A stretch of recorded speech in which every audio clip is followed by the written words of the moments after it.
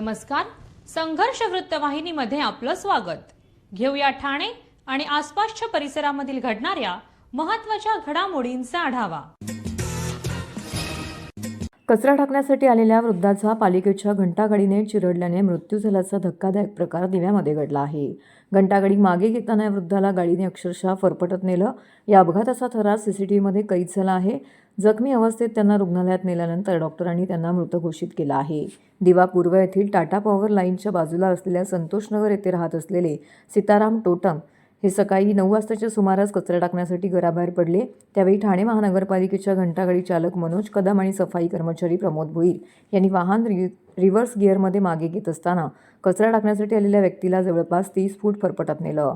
यामध्ये त्यांचा मृत्यू झाला आहे. दरम्यान पालिका स्तरावरती हे सर्व प्रकरण तपासण्यात येत असल्याची माहिती पालिका प्रशासनाच्या वतीने देण्यात आली आहे. दिवा पोलिसांनी त्यांना जखमी अवस्थेत कळव्यातील छत्रपती शिवाजी महाराज रुग्णालयामध्ये दाखल केले, मात्र डॉक्टरांनी त्यांना मय्यत घोषित केला आहे.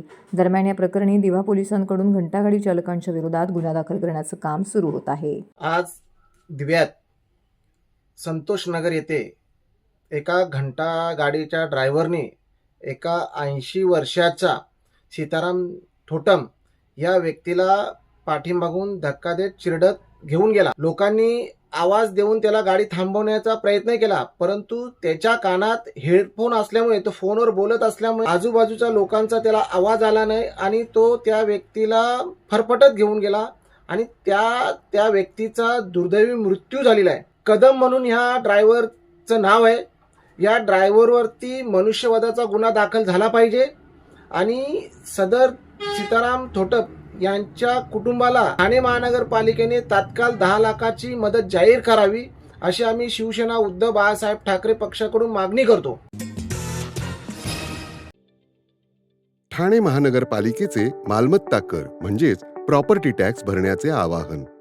सन 2022-23 या आर्थिक वर्षाचे मालमत्ता कराचे म्हणजेच प्रॉपर्टी टॅक्सचे बिल ठाणेकर करदात्यांना महापालिकेमार्फत आर्थिक वर्षाच्या सुरुवातीस म्हणजेच माहे एप्रिल 2022 मध्ये देण्यात आलेले आहे. तथापि अद्यापही काही करदात्यांनी मालमत्ता कर महापालिकेकडे जमा केलेला नाही. सध्या आर्थिक वर्षाचा अंतिम टप्पा सुरू झाला आहे. मालमत्ता कर वसुलीसाठी महापालिकेतर्फे कडक कारवाई हाती घेण्यात आली आहे.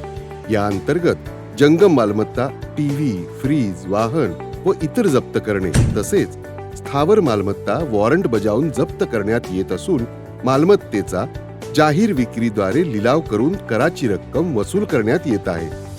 मालमत्तेस पाणी पुरवठा करण्यात येणारे नळ संयोजन खंडित करण्यात येत आहेत. त्याचप्रमाणे थकीत मालमत्ता करावर 2% व्याज आकारले जात असल्याने भरावयाची रक्कम वाढत आहे. आपला मालमत्ता कर propertytax.thanecity.gov.in या लिंकद्वारे तसंच गुगल पे, फोन पे, पेटीएम याद्वारे ऑनलाईन पद्धतीने करण्याची सुविधा उपलब्ध करून दिली आहे. शनिवार, रविवार व सार्वजनिक सुट्टीच्या दिवशी नागरिकांना मालमत्ता कर भरणे सोयीचे व्हावे याकरता महापालिकेचे मालमत्ता कर संलग्न कार्यालय या दिवशी कार्यान्वित ठेवण्यात आलेले आहे. तरी मालमत्ता कर वसुलीची अप्रिय कारवाई टाळण्याच्या दृष्टिकोनातून मालमत्ता कर भरून महापालिकेस सहकार्य करावे. धन्यवाद. ठाणे शहरात कोणत्याही प्रकारची विद्युत मीटरबाबत चाचणी केली जात नाही. परिणामी वाढीव बिल ग्राहकांना पाठवली जातात.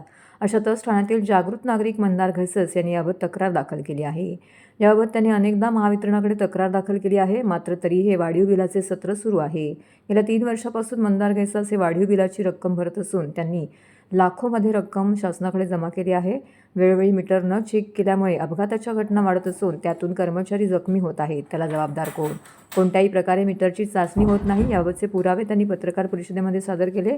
त्यामुळे या गोष्टींना कुठेतरी आळा घालून ग्राहकांना न्याय द्यावा अशी मागणी त्यांनी मुख्यमंत्री देवेंद्र फडणवीस, उपमुख्यमंत्री एकनाथ शिंदे आणि अजित पवार यांच्याकडे केली आहे. वारंवार मीटर तपासावा अशी देखील त्यांनी यावेळी मुख्य मागणी केली आहे. नमस्कार, मी ठाणेकर म्हणजे ठाणे शहरातला एक सामान्य निवासी मंदार घैसास राहिला आहे. रहेजा कॉम्प्लेक्सच्या सेक्शन गडकरी सेक्शन मध्ये लुईसवाडीमध्ये. त्या ठिकाणी मी 19 वर्ष राहतो आहे. 23 वर्ष झाली त्या बिल्डिंगला. तिथे माझं इलेक्ट्रिकल कनेक्शन दिलं गेलं आहे. 23 वर्ष आधी तिथे इलेक्ट्रिकल मीटर लावला गेला आहे.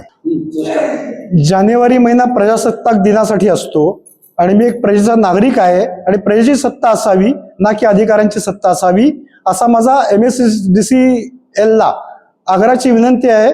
पण ती विनंती आजपर्यंत ते मुजोर जे अधिकारी आहेत आणि इनएलिजिबल जे तिथले जे अकार्यक्षम जे स्टाफ आहे त्यांनी जे काही रिपोर्ट मला दिले, फेल्युअर रिपोर्ट न देता त्याच्यातले एरर सगळं बघून, फ्लक्च्युएशन बघून, 3 वर्षाची सरासरी बघून 30% 50% पर्यंतचं फ्लक्च्युएशन बघून पण खालती लिहून दिलेलं आहे की all is okay, there is no abnormality. तर आणि मी मंदार घेसास ठाण्याचा नागरिक आहे. मी तिप्पट बिल भरतोय गेले 3 वर्ष 5 वर्ष. मी त्यांना 9 वर्षाचा आलेख दिला आहे. त्या 9 वर्षाच्या आलेखानुसार जे फ्लक्च्युएशन आहे ते फ्लक्च्युएशन न बघता आमच्याकडून एखाद्या सावकाराकडून आणि वसुली अधिकाऱ्यासारखी वसुली करतात, ते थांबलं पाहिजे. सगळ्यात महत्वाचं आहे, अनेक घटना घडलेल्या आहेत, अनेक प्रसंग घडले आहेत, मीटर जळण्याचे, कोणाला शॉक लागण्याचे, कोणाला अनेक गोष्टी घडल्या आहेत. त्याचा इन्सिडेंट रिपोर्ट नसतो, त्याचे चार्जेस कस्टमरला बेअर करायला लागतात आणि ते होतं कारण का कुठलेही सेफ्टी गिअर्स फॉलो केले जात नाहीत. ते एक सेफ्टी गिअर फॉलो करण्यासाठी इथे कायदे आहेत. 2003चा कायदा आहे, त्याच्यानंतर 2020चं अपडेशन जे आहे त्याच्यामध्ये पण नियम आहेत की तुम्हाला एक वेश परिधान करायला लागतो, की टोपी पाहिजे, हँडग्लोव्ह पाहिजे, हे पाहिजे, ते काही नाही. कदाचित हा सगळा पैसा खाल्ला जात असावा ना. परत कन्झम्पशन जे केलं जात आहे आपल्यापेक्षा ती जास्ती युनिटचा पैसाही कुठेतरी गपला होत असावा. कुठलंही पेपर वर्क केलं तर त्याचं एकच उत्तर असतं की तुमचं सगळं काही बरोबर आहे, ऑल इज वेल. ओके, तर ह्या सगळ्यावरती मी गेली 5 वर्ष ही लढाई देतोय. पण आता मी थकलो आहे. याच्यावरती कोर्टात जाण्याशिवाय दुसरा पर्याय राहिलेला नाहीये, रिडर्सल फॉर्मकडे जाण्यासाठी पर्याय राहिला नाहीये. पण इथले जे assistant engineer, additional chief engineer यांनी याच्यावरती कुठली कार्यवाही केली नाही आणि कस्टमर जे सफर होतोय, कंझ्युमर जो सफर होतोय त्याचं सफरिंग असंच राहायला पाहिजे आणि त्यांना फक्त पैसा पाहिजे. सावकारांना कुठेतरी आळा घातला पाहिजे. कारण काय, सरकार जे आहे त्यांनी स्वच्छ प्रशासन द्यायचं अभिवचन दिलेलं आहे. ते स्वच्छ प्रशासन त्यांनी इम्प्लिमेंटेशन मध्ये आणावं. ऊर्जा मंत्री जे सध्याचे देवेंद्र फडणवीसच मुख्यमंत्र्याकडे आहे, पालकमंत्री जे आपल्या ठाण्याचे शिंदे साहेब असतील, त्यांनी अशा अनेक ज्या समस्या त्याचा अहवाल घेतला पाहिजे. आणि किती मीटर चेंज केले किंवा किती मीटर जे चेंज करणं अपेक्षित आहे, जे 15 वर्ष 20 वर्ष 25 वर्ष 30 वर्ष आहेत, जे 5 वर्ष 7 वर्ष त्याचं लाईफ आहे, तर ते आज ठाणेभरामध्ये आहे. तर हे कुठेतरी थांबवावं आणि तुमच्या मतदारांना, कस्टमर्सना, कंझ्युमर्सना आणि एक सामान्य नागरिकाला न्याय मिळावा ही माझी अपेक्षा. नुकत्याच पार पडलेल्या विधानसभा निवडणुकीमध्ये निवडणूक आयोगाच्या कृत्यांविरोधात लोकशाहीचे रक्षण तसेच मतदारांच्या हक्कासाठी ठाणे शहर जिल्हा काँग्रेसच्या वतीने आज काँग्रेस कार्यालयाच्या बाहेर तीव्र निषेध आंदोलन करण्यात आलं. खरं तर महाराष्ट्रामध्ये नोव्हेंबर 2024मध्ये विधानसभेच्या निवडणुका पार पडला आणि या निवडणुकांचे निकाल पाहता ते अनाकलनीय, आश्चर्यकारक, अविश्वसनीय व काहीतरी गडबड असल्याचं दिसलं. राज्यातील राजकीय परिस्थिती ही सत्ताधारी भाजप युतीच्या विरोधात होती. 6 महिन्यांपूर्वीच लोकसभा निवडणुकीत सत्ताधारी पक्षाचे पाणीपत झाले होते व महाविकास आघाडीला घवघवीत यश मिळालं होतं. अवघ्या 6 महिन्यात हे चित्र पूर्णपणे पालटले जाऊ शकतं, यावर कुणाचाच विश्वास बसणार नाही. मतदार याद्यांमध्ये घोटाळा करण्यात आला. याविरोधात निवडणूक आयोगाकडे तक्रार करूनही त्यांनी त्याकडे दुर्लक्ष केलं. त्यानंतर निवडणूक निकालातही घोटाळा करण्यात आला. लोकसभा आणि विधानसभा निवडणुकीच्या 6 महिन्यांच्या अंतरामध्ये तब्बल 50 लाख मतांची वाढ कशी झाली? मतदानाच्या दिवशी संध्याकाळी 5 वाजता जाहीर केलेली मतदानाची टक्केवारी, निवडणूक आयोगाने दुसऱ्या दिवशी सकाळी जाहीर केलेली टक्केवारी यामध्ये मोठी तफावत आहे. यातही 76 लाख मतदान वाढलेले दाखवलं आहे. तर या संपूर्ण प्रक्रियेविरोधात आज ठाण्यात काँग्रेस पक्षाने निषेध आंदोलन केलं. निवडणूक आयोगाने पक्षपातीपणा न करता निपक्ष आणि पारदर्शक निवडणुका घेण्याचं आपलं कर्तव्य पार पाडावं, तसेच लोकशाहीचे रक्षण आणि मतदारांचा आदर, सन्मान तसेच विश्वास कायम ठेवून विश्वासार्हता अबाधित राहील याकडे निवडणूक आयोगाने लक्ष द्यावे अशी विनंती देखील यावेळी करण्यात आली.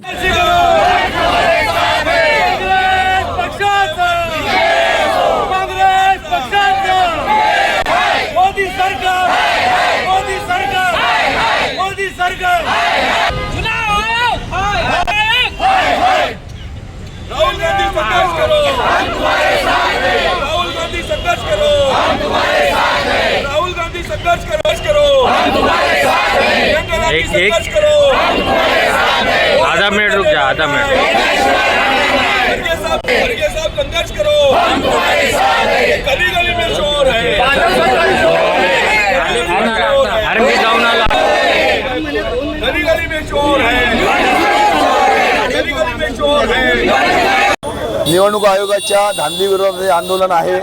आज देशामध्ये निवडणूक आयोग स्थापन होऊन 75 वर्ष होत आहेत आणि त्याचं औचित्य साधून काँग्रेसने जागोजागी देशभरात निवडणूक आयोगाविरोधात हे आंदोलन घेतलेलं आहे, जेणेकरून निवडणूक आयोगाची जी सध्याची भूमिका आहे ती पारदर्शक नसून एक कलमी कार्यक्रम निवडणूक आयोगाने राबवलेला आहे.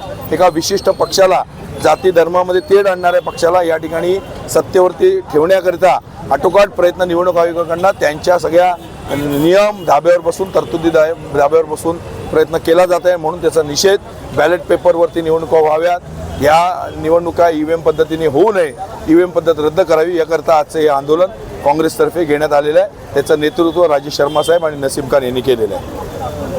लोकशाहीमध्ये मतदार हा राजा असतो आणि तो मतदान करून त्याचं सरकार त्या ठिकाणी निवडून आणून दिलं जातं.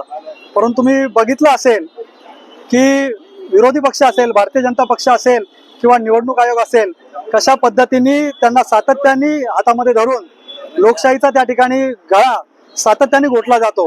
तुम्ही बघितलं असेल की लोकसभेच्या आणि विधानसभेच्या निवडणुका झाल्यानंतर जवळजवळ पडलेल्या मतांचा डिफरन्स 50 लाखांचा होता. त्यानंतर लोकसभेच्या विधानसभेच्या निवडणुका झाल्यानंतर निवडणूक आयोगाने जी आकडेवारी जाहीर केली त्या आकडेवारीमध्ये पण जवळजवळ 76 लाख मतांचा डिफरन्स होता. म्हणजे लोक तो निर्णय घेतात, परंतु लोकांचा निर्णय हा ठिकाणी निवडणूक आयोगाला हाताशी धरून या ठिकाणी दाबला जातो. म्हणून मतदारांच्या न्याय हक्कासाठी आज राष्ट्रीय मतदार दिनानिमित्त ठाणे काँग्रेसच्या माध्यमातून आमचे सन्माननीय अध्यक्ष, महाराष्ट्र प्रदेश काँग्रेस समितीचे अध्यक्ष नाना पाटोळे आणि विक्रांती चव्हाण यांच्या मार्गदर्शनाखाली या ठिकाणी आंदोलन घेण्यात आलेलं आहे. सांगतो ना की लोकांच्या मतांची चोरी झालेली आहे, की वारंवार लोक त्या ठिकाणी रस्त्यावर येत आहेत आणि ते त्यांच्या लोकशाही माध्यमातून दाखवून देत आहेत की हे घडलेला प्रकार हा पूर्णपणे चुकीचा आहे.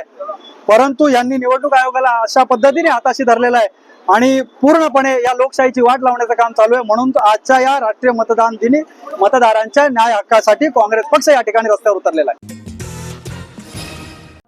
ठाणे शहर हे सांस्कृतिक केंद्र म्हणून ओळखलं जातं. अशातच ठाण्यातील राम गणेश गडकरी रंगायतन ही ठाणे शहराची शान आहे. याच गडकरी रंगायतनच्या नूतनीकरणाचं काम हे गेल्या अनेक दिवसांपासून सुरू आहे. मात्र हे काम धीम्या गतीने सुरू असल्याने आज या ठिकाणी जनसेवक आमदार संजय केळकर यांनी अधिकाऱ्यांसमवेत या कामाच्या पाहणी दौरा केला.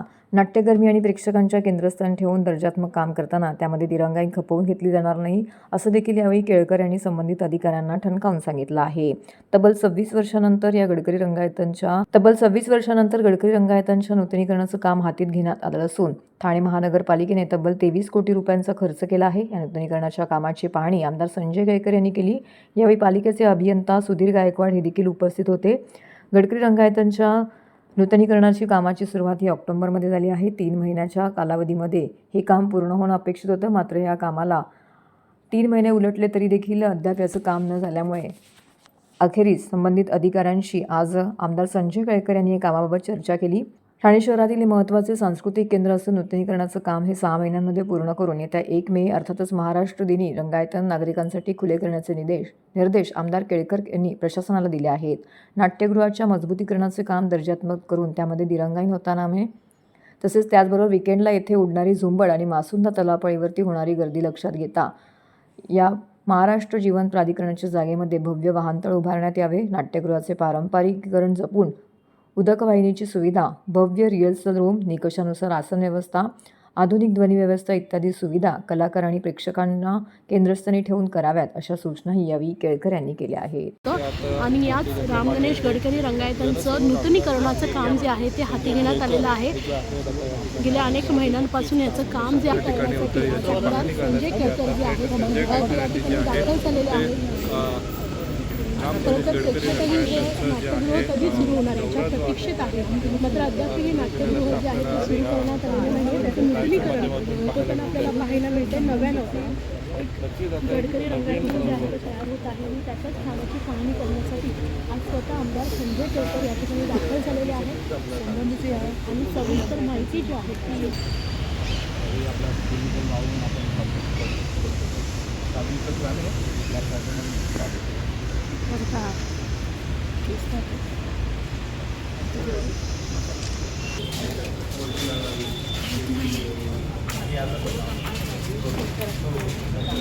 आज ही वास्तूचं नूतनीकरण होत आहे, याची खूप आनंदाची गोष्ट आहे. हे सांस्कृतिक शहर आहे अशा अधिकच्या देखील वास्तूंची गरज आहे, पण जी आहे ही वास्तू अधिक मजबूत व्हायला पाहिजे, अधिक आधुनिक अभिनव व्हायला पाहिजे आणि या वास्तूचा एक कलात्मक वावर त्या ठिकाणी लोकांचा होईल अशा दृष्टीने देखील ही वास्तूचा उपयोग व्हायला पाहिजे. आज याची मी पाहणी केली आणि 1 मेला याचं लोकार्पण व्हावं हे झाल्यानंतर असा माझा देखील आग्रह आहे. आणि अनेक सूचना ज्या आहेत त्या मग रिहर्सल रूमच्या संबंधी असेल कलाकारांना किंवा या वास्तूची पुढे नीट देखभाल, कारण इथे 23 कोटी रुपये आम्ही खर्च करतोय महापालिका, तर त्याची पुढच्या दृष्टीने देखील त्याची सुरक्षा आणि योग्य पद्धतीची देखभाल होण्याच्या दृष्टीने देखील काही नियम जे आहेत ते या ठिकाणी करण्याची दृष्टीने देखील मी पुढच्या काळातही सांगणार आहे. आजही मी त्यांना सूचित केलेलं आहे. नाही, याच्यामध्ये नवीन पद्धतीचं मटेरियल पण हे लावलं जाणार आहे. बाहेरील बाजूला देखील आतल्या बाजूला देखील खुर्च्यांची रचना देखील वेगळ्या पद्धतीची होणार आहे. याची साऊंड सिस्टीम देखील अधिक, शेवटी साऊंड सिस्टीम ही जास्त महत्त्वाची असते कुठल्याही थिएटरला किंवा नाट्यप्रेमी जे आहेत किंवा कलाकारांना देखील, किंवा आतमधली या ठिकाणी कलाकारांची जी रंगभूषा वेशभूषा होते, ग्रीन रूम ज्याला म्हणतात, ती देखील त्या ठिकाणी वाढीव अशी होणार आहे. त्याचा निश्चितपणे म्हणजे कलाकार आणि प्रेक्षक अशी जर पद्धतीने जर झाली तर त्याचं निश्चित स्वागतच करतो. नेहमीच महापालिकेचं काय टाइम टेबल चुकतं का काय मला कळत नाही.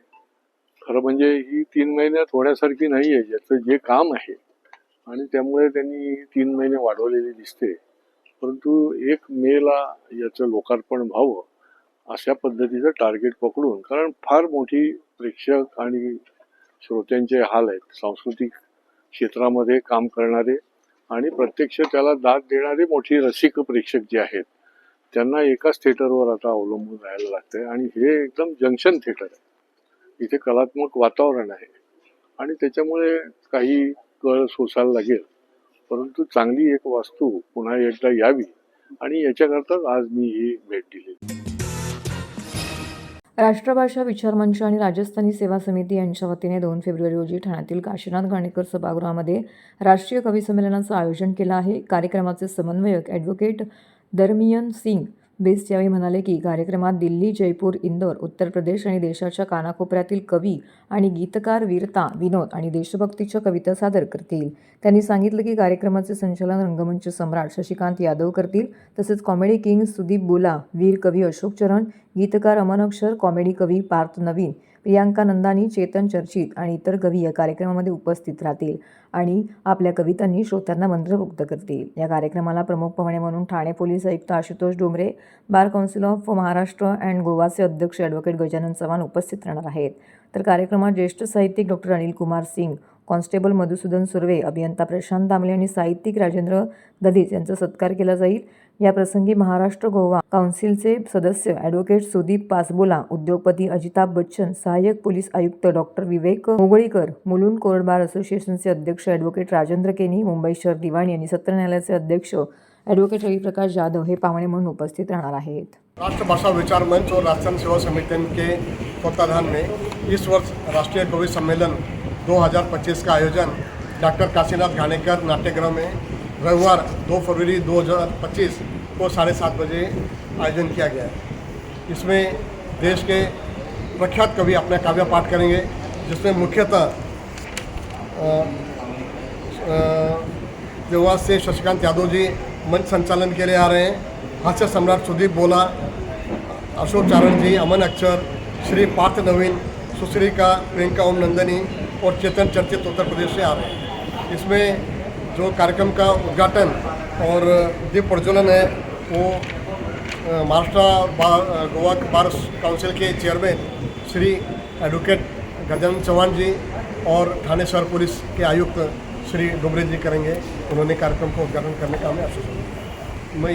हमारी आयोजन समिति सभी हिंदी प्रेमियों से, साहित्य प्रेमियों से, ठाणे के जो लोग साहित्य में रुचि रखते हैं उनसे आह्वान करते हैं कि देश के विख्यात प्रख्यात कवि ठाणे शहर में हमेशा की तरह आ रहे हैं, तो कृपया करके कार्यक्रम में उपस्थित अधिक से अधिक मात्रा में उपस्थित रहें और कार्यक्रम को आनंद लें. ठाणे शहर का जो पुरस्कार है इस वक्त कवि सम्मेलन में डॉक्टर हरिवंश राय पुरस्कार, हरिवंश राय बच्चन साहित्य रत्न पुरस्कार डॉक्टर अनिल सिंह को जा रहा है। महाराणा प्रताप सूर्य पुरस्कार श्री सिपाही श्री मधुसूदन सुर्वे और छत्रपति शिवाजी महाराज गौरव पुरस्कार मराठी के सुप्रसिद्ध अभिनेता श्री प्रशांत दामले को देने का आयोजन समिति ने निर्णय लिया।